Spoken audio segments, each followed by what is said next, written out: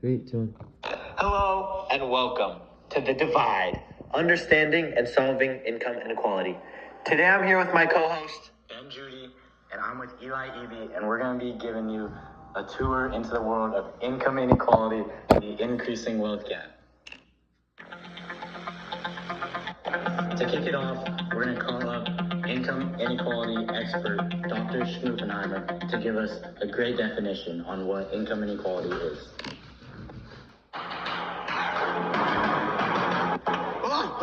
Thank you for having me.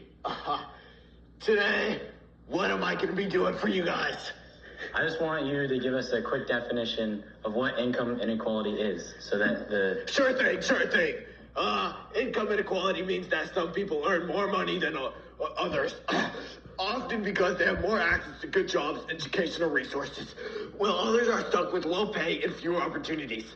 It's the gap between the rich and the poor, and it's a big problem around the world. Hey, I know you're on call.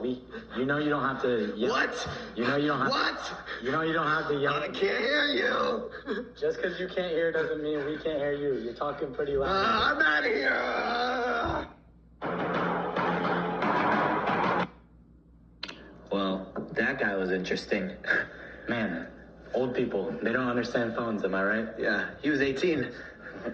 Wait, that was an 18-year-old? I know. Hey, at least he gave us a good definition on income inequality. Yep. Eli, the people have been wondering, how is income inequality and the increasing wealth gap connected to globalization? Let me answer that for you. When the Industrial Revolution began in the 18th century, it led to rapid economic growth, but also created a gap between the rich factory owners and poor workers. This widened income inequality as factory owners made large profits while workers often faced low wages and poor working conditions. That's interesting.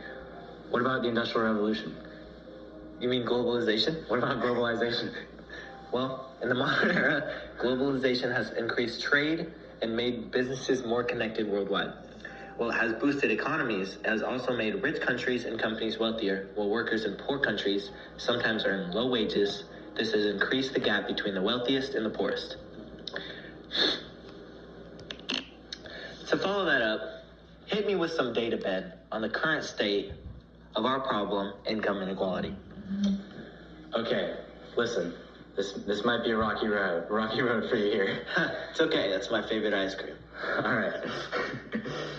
In China, the top 1% income earners rose from 6% to 14% of all earned income in the country from 1980 to 2016. In India, from the same time frame, the top 1% rose from 7% to 22% of all earned income in the country. That shows how much more the top 1% is earning than the bottom half of the world. Wow.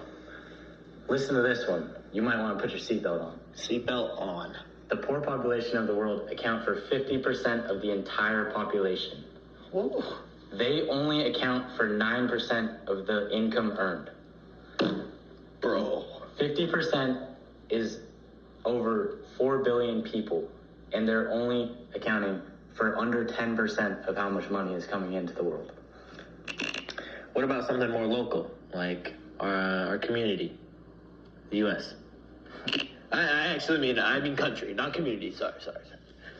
Okay, in the U.S., the top 0.001% of income earners' wealth grew by more than 600%, while the bottom half of the population has not experienced any economic growth in the past 4 decades, proving that trickle-down economics do not work.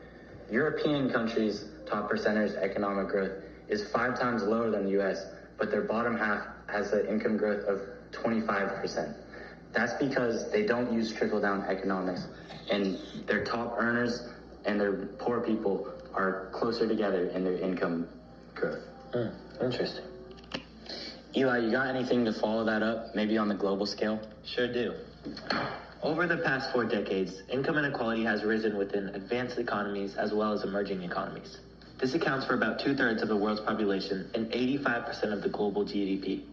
Wealth inequality within countries is typically much higher than income inequality. This feeds higher future income inequality between capital income and inheritance of wealth. When I said GDP, I tried to make a joke about it, but it didn't have much of an impact. Guess it wasn't growing fast enough. I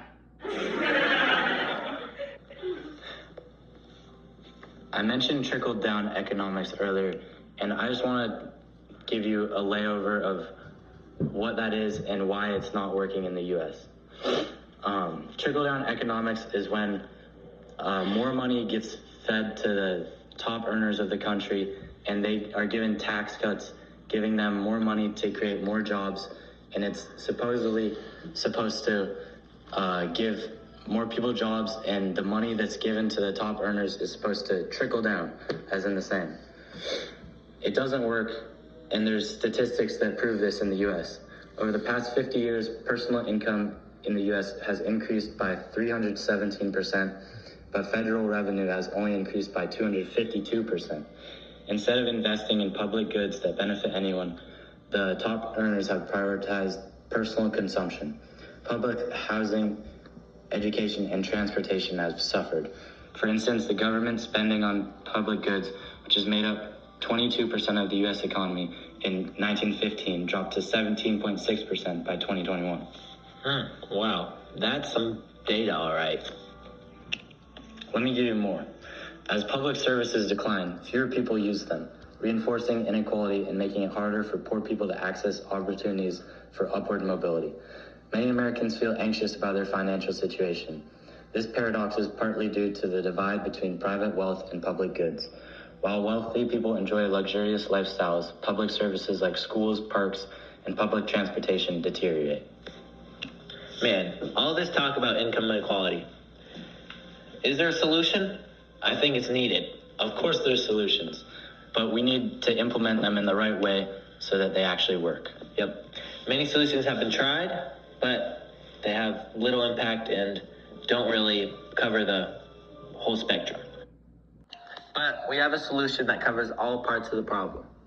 Ladies and gentlemen, let me introduce to you the ICO, Income Combat Organization. I'm intrigued, Eli. Tell me more about this organization. My solution has 3 parts to ensure that it will improve income inequality as much as possible. Part 1, improve education and allow for more affordable job training. The main idea of this is to give people the skills they need for jobs that are not replaceable by machines and allow for higher pay. This will help people with low wages get opportunities for higher paying careers. One challenge of this is that not everyone can afford training or college, and some people don't live near areas with them. To combat this, I'll make training programs free or low cost using tax money. I'll allow for online training. I can make deals with companies to ensure that people will have job opportunities. Part 2. The main idea of this is to make sure people who earn more money pay a higher percentage in taxes. This money can help pay for things like education, job training, healthcare, and housing for people who are struggling. This way, more people have a chance to succeed. One challenge of this is that some rich people or companies might try to avoid paying taxes. Others might say it's unfair or that it could hurt the economy.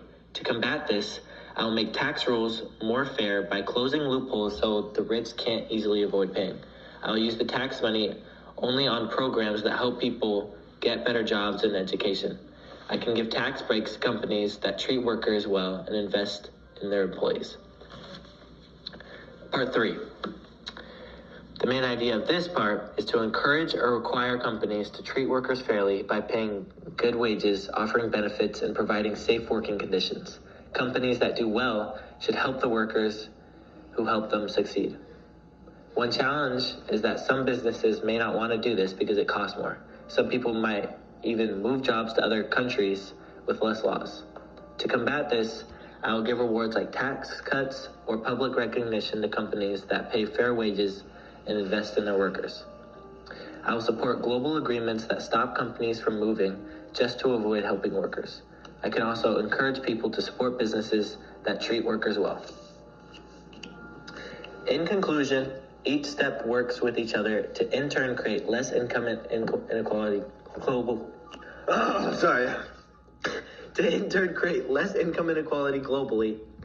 Education and job training will allow for higher wages and less poverty. Taxes from the extreme rich will help fund that, and companies will allow people to use the skills and overall create a better global economy with less income inequality. I love this idea, but I do have some questions and some concerns about some things that are in place that might hurt this solution. First off, there are many countries that their laws are heavily influenced by the top 0.01% earners, and big companies that would say no to solutions and influence those countries to say no because it would negatively affect them. Also, our president getting rid of the Department of Education makes it hard to fund more people getting education and the job skills they need to be developed to get better jobs. I'm also concerned about minorities getting these jobs because of there not being a DEI initiative in place anymore. The people who actually need it. This is the producers here. Sorry, editing mishap. Just roll with it. I'm concerned with minorities getting these positions and jobs that we're creating because Black and Hispanic people have over double the poverty ratio that white people have. That's a good point. Some rich people and big companies might say no to these ideas because it could cost them more money or power. But the truth is, if we don't fix income inequality, it hurts everyone in the long run, even the rich. The ICO isn't about punishing success, okay? It's about giving more people a fair chance to succeed too. We'd use global teamwork, public support, and smart rules to make sure the system works for more than just the top 1%. Change is hard, but it's possible if enough people care and push for it. Honestly, Ben, Trump trying to get rid of the Department of Education is like trying to fix your car by throwing away the engine. Not the brightest move for a president. If the government cuts back on education, it becomes way harder for people, especially those who have a lot of money, to get the training they need for good jobs. That's exactly the kind of thing the ICO would fight against. We believe education and job skills should be a right, not a privilege for the rich. So if leaders aren't going to support it, then organizations like ours need to step up and make it happen. And to answer your question about the DEI policies affecting people who are the most impoverished in our country, that worries me too. And without DEI policies, some companies might stop hiring people from poor or struggling communities just because they didn't go to the quote-unquote right schools or don't have fancy connections. That's why the ICO is all about making sure everyone gets a fair chance. We want companies to hire based on skills, not background. Make sure no one gets left behind just because of where they come from. Wait, why is my phone ringing?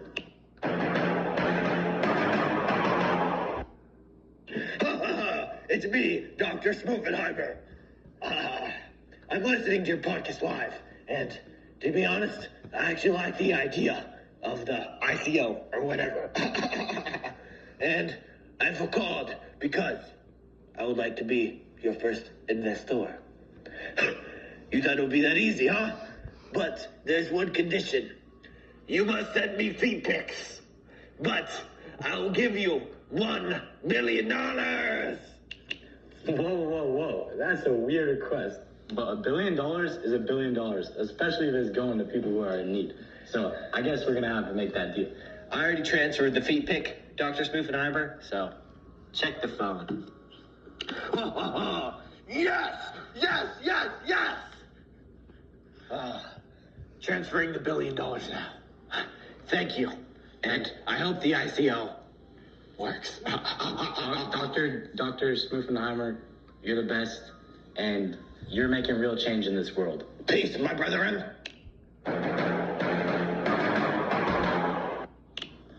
Well, now that we have some $1 billion, it's time to put this game in motion. We got some changes to make. And that, ladies and gentlemen, concludes our podcast.